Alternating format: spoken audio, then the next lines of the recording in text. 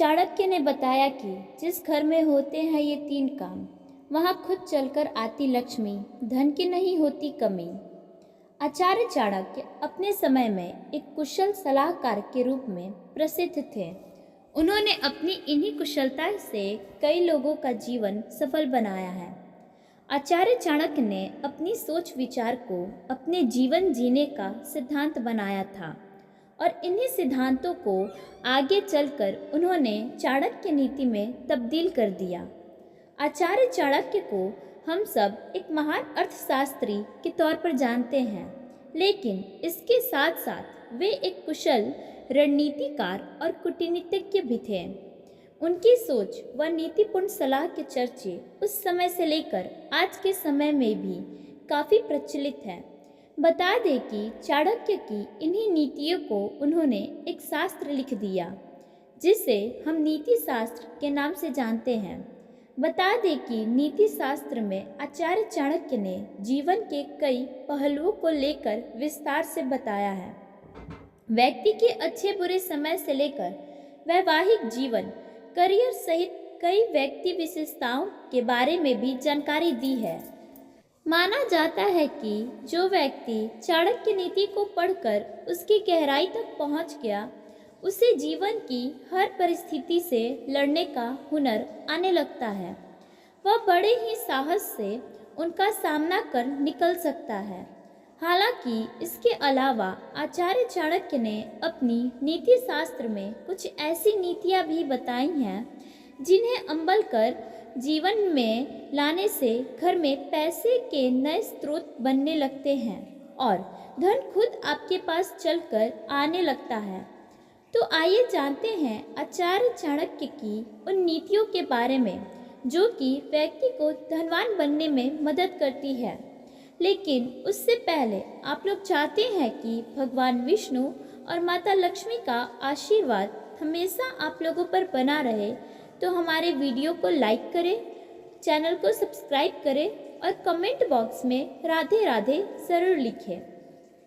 Number 1, व्यक्ति का कर्म है बेहद महत्वपूर्ण। आचार्य चाणक्य कहते हैं कि व्यक्ति के जीवन में उसके अमीर गरीब सहित जो भी स्थिति बनती है, उसका पहला कारण उनके द्वारा किए गए कर्म होते हैं। जो व्यक्ति कर्मशील नहीं होते हैं, उनका विकास नहीं हो पाता और वे हमेशा पैसों के अभाव में जीवन जीते हैं। अपने जीवन में वे तरक्की और उन्नति नहीं कर पाते हैं। इसलिए अपने कर्मों में सुधार लाएं और ऐसे कर्म करें जो कि आपको उन्नति के मार्ग पर ले जाए। आचार्य चाणक्य के अनुसार इसके अलावा व्यक्ति को जो चीज़ें अमीर बनाती हैं, वह उसके पास पैसों की बरकत बढ़ाती है। उन आदतों के बारे में जान लेते हैं।